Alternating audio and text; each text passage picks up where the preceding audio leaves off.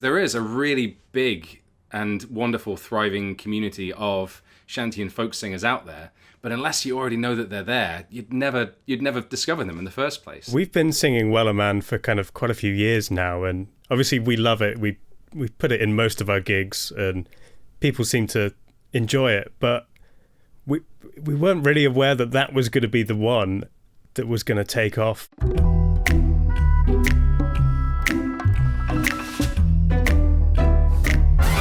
The song's been around since the early 19th century. I don't know about the evolution of it. Obviously, it's a folk song that's been passed through word of mouth and, I'm assuming, ink and paper for years and years and years. We released a video of us playing the game Sea of Thieves back in August 2019 and singing the song at other random players in the game to kind of get their reactions and so on. And it's pretty much just like friendly trolling in a way, because we weren't doing any work on the ship, we were just singing at them. And that video started popping up every few months. And so it got shared around on Tumblr and iFunny and Reddit and a few other places like that. And every single time it seemed to go higher and higher. I think we like the fact that because it's a traditional song as well, there's a certain amount of, obviously our version's done very well, but it is a trad. It's something that everybody's been singing for ages, so it's kind of nice to have. I think if it was just our song and one that we wrote that had got to that point, I don't think there would be so much of a nice communal feel to it. We've got songs with instruments, songs we've tried to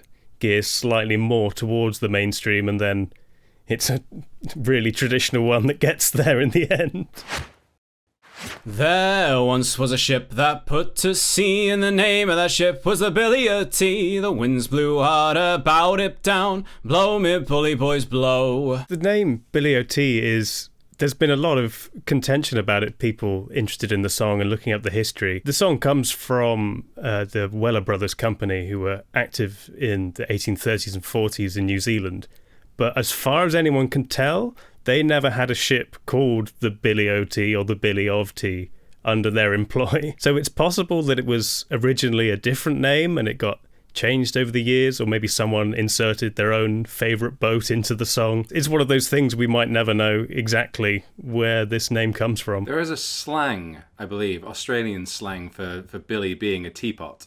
So I've definitely heard that theory as well, that Billy of Tea is kind of like a slang name for the ship that brings tea, basically.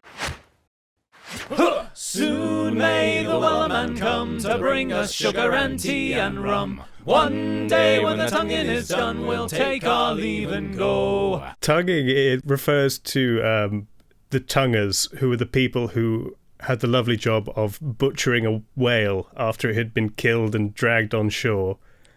So basically they'd cut out everything except for the tongue. It's kind of unfortunate in some ways that this is the song that's blown up as well, because whaling definitely isn't a good thing, but it is so damn catchy. And some of the songs that come out of like that job and the work and everything, because it was, as much as it's an awful thing, it was also awful for the people doing it. Like, as far as bad jobs go, it's definitely up there as one of the worst things you could have ever done. So the songs of kind of hardship and toil and everything that came out of it, there's some really powerful stuff there. She had not been 2 weeks from shore when down on her a right whale bore. The captain called all hands and swore he'd take that whale in tow. A right whale is a specific type of whale, seemingly also known as a black whale. 3 species of large baleen whales. Isn't kind of, nautical speak, but a right whale bore, so a right whale appeared. It would be a kind of another way to describe it, I guess. Before the boat had hit the water, the whale's tail came up and caught her, all hands to the side, harpooned and fought her when she dived down below. You'd harpoon the whale, and the whale would be dragging the boat along, and you'd use that to tire it out. I think one of the phrases they use is a Nantucket sleigh ride. You're like a sleigh tied to a whale and just being dragged along, trying to wear it out and make sure it doesn't dive below and, ruin your ship or escape. No line was cut, no whale was freed. The captain's mind was not on greed, but he belonged to the whaleman's creed. She took that ship in tow. It's not a job that's done quickly. Once you've actually been out there at sea for a long time and tracked down a whale and whatnot, and then you start the hunting process, which again can take days. There's definitely like that loyalty thing of it. Even though this is dangerous, we've got to get this done. And again, it's that struggle through hardship and kind of pulling together part of it. That again, even though it's not a pleasant topic by any means, it's something that you pull together with the crew, and you look to leadership and stuff like that to do right by you, and in those tough times. For 40 days or even more, the line went slack, then tight once more. All boats were lost, there were only 4, but still that whale did go. They would have had multiple boats chasing a whale, and, as Dave already mentioned, the whale could either drag a boat under or turn around and smash the boat with its tail. So if you were out in the middle of the ocean and you're trying to haul this whale in, you keep losing men and you keep losing boats, and the captain's still driving you forward. It's dedication. You might not agree with whaling, but you can get behind that. Come on, let's get this done.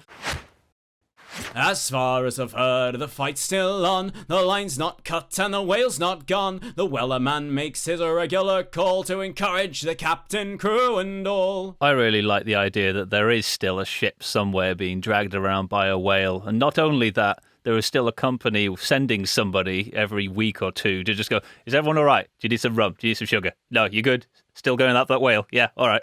See you next week.